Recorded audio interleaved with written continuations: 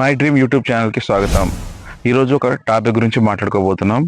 అదే loan repayment problem. Loan repayment చేయడంలో మీరు ప్రాబ్లం ఫేస్ చేస్తున్నారా?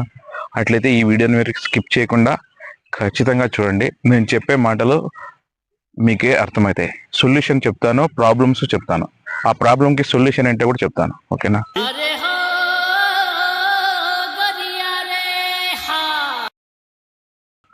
లోన్ రీపేమెంట్ ప్రాబ్లం ఎందుకు వస్తుంది అంటే, ఫస్ట్ ఆఫ్ ఆల్ ఒక శాలరీ ఎంప్లాయ్ అయినా, లేకపోతే ఏదైనా బిజినెస్ చేసేవాడైనా, ఏ పర్సన్ అయినా కూడా ఎక్కడైనా లోన్ వస్తుందంటే అది నీడ్ ఉందా లేదా అని కూడా ఆలోచించకుండా లోన్ తీసేసుకుంటాడు. సో ఫస్ట్ ఆఫ్ ఆల్ దాన్ని క్విట్ చేయండి. పర్సనల్ లోన్ కానీ బిజినెస్ లోన్ కానీ, బిజినెస్ లోన్ గురించి వదిలేద్దాం, పర్సనల్ లోన్ గురించే మాట్లాడదాం. పర్సనల్ లోన్ గురించి తీసుకునేటప్పుడు ఫస్ట్ ఈ పర్సనల్ లోన్ నాకు ఏం అవసరం ఉంది, ఎందుకు తీసుకుంటున్నాను, దీని నుంచి నేను ఎక్కడ ఇన్వెస్ట్మెంట్ చేస్తున్నానా, లేకుంటే గోల్డ్ పర్చేజ్ చేస్తున్నానా, ఏదైనా ఫ్లాట్ కొంటున్నానా, లేకుంటే హౌస్ ఏదైనా రీకన్స్ట్రక్షన్ చేసుకుంటున్నానా, ఇది ఇంపార్టెంటా కాదా ఒకసారి క్యాల్కులేషన్ వేసుకోండి.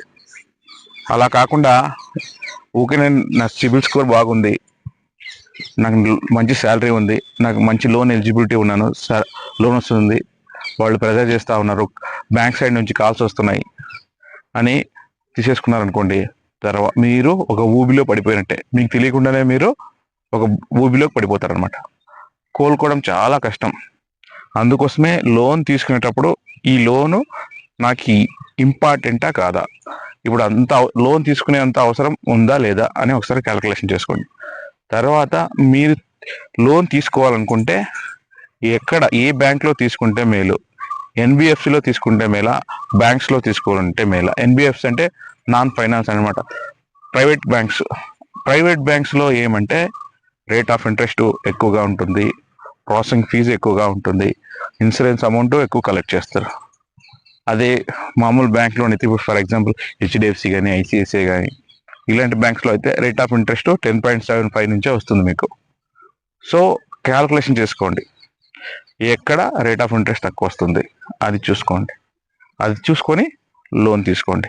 దాంతోపాటు పర్ మంత్ నా ఇన్కమ్ ఏంటి, నా శాలరీ ఇన్కమ్ ఏంటి, నా కంపల్సరీగా పే చేయాల్సిన పేమెంట్స్ ఏంటి, రెంట్ అయితేనేమి, గ్రాసరీ అయితేనేమి, వగేరా వగేరా, అవన్నీ పోగా నాకు అడిషనల్గా అమౌంట్ ఎంత మిగులుతుంది, దాంట్లో నేను ఈఎంఐ ఎంత కట్టగలను, అదే ఆలోచించి ఈఎంఐ టెన్యూర్ పెట్టుకోండి. ఓకేనా? టెన్యూర్ పెట్టుకుంటే, ఇప్పుడు ఫర్ ఎగ్జాంపుల్ మీకు ఈఎంఐ అమౌంట్ తక్కువ ఉండాలంటే టెన్యూర్ కొంచెం ఎక్కువ పెట్టుకోండి. ఇంట్రెస్ట్ ఎక్కువ పడుతుంది కానీ మీకు సేఫ్గా ఉండాలి కదా ఎవ్రీ మంత్ పే చేయడానికి. నా షార్ట్ టర్మ్ అయిపోవాలని ఈఎంఐ ఎక్కువ పెట్టుకున్నారు అనుకోండి, ఎవ్రీ మంత్ ఖర్చుకు కూడా డబ్బులు లేకుండా ఇబ్బంది పడాల్సి వస్తుంది, ఫ్రెండ్స్ని వాళ్ళని వెళ్ళి అడగాల్సి వస్తుంది.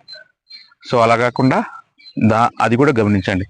దాంతోపాటు లోన్ అమౌంట్ వచ్చిన వెంటనే చాలా మంది ఏం చేస్తారంటే, లోన్ అమౌంట్ రాగానే వాళ్ళ అకౌంట్ క్రెడిట్ అవగానే ఆ లోన్ అమౌంట్ ఏం చేయాలి ఆలోచించే లోపలే వాడికి తెలియకుండా ఫ్రెండ్స్ బంధువులు ఎవడో ఒకడో డబ్బులు అడుగుతూ ఉంటాడు. వాడు అడిగే లోపల వాడికి 10,000, వీడికి 10,000, 20,000 ట్రాన్స్ఫర్ చేసేసి వాడి అకౌంట్లో సగం డబ్బులు అడిగి ఖర్చు అయిపోతాయి. అట్లా కాకుండా మీరు లోన్ ఏ పర్పస్ తీసుకున్నారో దానికే వాడుకోండి. ఎవరో వాళ్ళు అడిగారని హ్యాండ్ లోన్స్ అవన్నీ ఇవ్వడానికి పోవద్దండి. ఎందుకంటే హ్యాండ్ లోన్ ఇచ్చింది హ్యాండే, ఇంకా నీకు తిరిగి రాదు, వాళ్ళు హ్యాండే ఇచ్చేది, నీకు తిరిగి అయితే ఇవ్వరు. అదే ఆలోచించండి.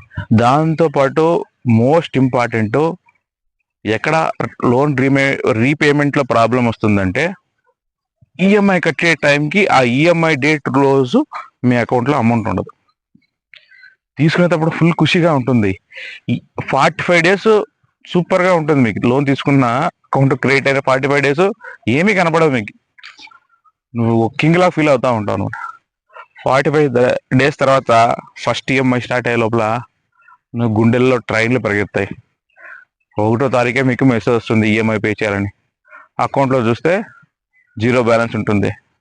అప్పుడు ఆ ఫ్రెండ్కి ఫోన్ చేయి, ఈ ఫ్రెండ్కి ఫోన్ చేయి, ఆ సార్ని అడుగు, ఈ సార్ని అడుగు, ఎవ్వడు లాస్ట్ ఇంట్లో ఉన్న వాళ్ళు కూడా నీకు అమౌంట్ ఇవ్వరు.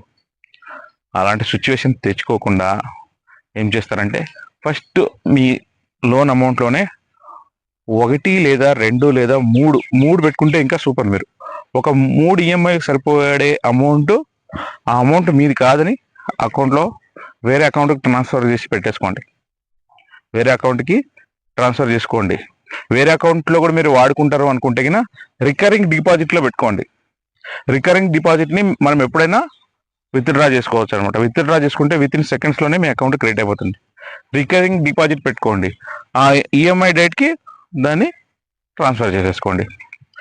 అట్లా రిజర్వ్గా మీరు ఈఎంఐ అమౌంట్ పెట్టుకున్నారనుకోండి, మీ శాలరీ అమౌంట్ ఫస్ట్కి రాకున్నా, కొంతమందికి ఫస్ట్కే వస్తుంది, ఒకరికి 31st వస్తుంది, కొంతమంది 5th వస్తుంది, కొంతమంది ప్రైవేట్ వాటిలో పనిచేసే వాళ్ళకి 30th వస్తుంటుంది, 10th వస్తూ ఉంటుంది. అలాంటి వాళ్ళు ఇట్లా రిజర్వ్ అమౌంట్ పెట్టుకోవడం వల్ల సేఫ్గా ఈఎంఐ కట్టుకుంటారు. టెన్షన్ ఉండదు, హ్యాపీగా నిద్రపోతాడు. మళ్ళా రిజర్వ్ ఫండ్లో నుంచి ఈఎంఐ కట్టేసినాం కదా అని శాలరీ వచ్చిన తర్వాత ఈ శాలరీ అమౌంట్ అంతా వాడుకోకూడదు. ఈ శాలరీ అమౌంట్లో ఈఎంఐ అమౌంట్ ఉందో ఆ అమౌంట్ని రిజర్వ్ మళ్ళా ఆ 3 ఈఎంఐలు ఏది రిజర్వ్ అమౌంట్లో పెట్టినావు దాంట్లో యాడ్ చేసుకోవాలా. ఎప్పటికి నీ లోన్ క్లియర్ అయ్యే వరకు ఆ 3 ఈఎంఐ అమౌంట్స్ అట్లే ఉండాలి.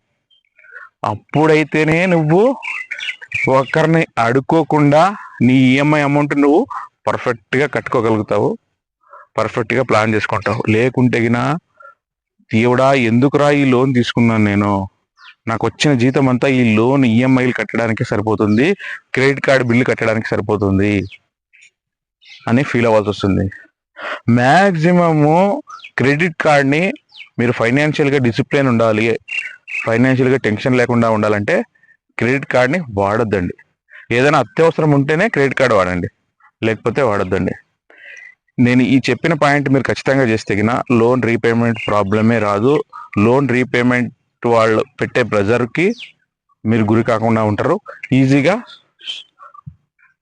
లోన్ని క్లియర్ చేసుకోగలుగుతారు. అందుకోసం నేను చెప్పిన ఈ వాల్యుబుల్ పాయింట్స్ మీకు కరెక్ట్ అనిపిస్తే లైక్ చేయండి, షేర్ చేయండి, నా ఛానల్ని సబ్స్క్రైబ్ చేయండి.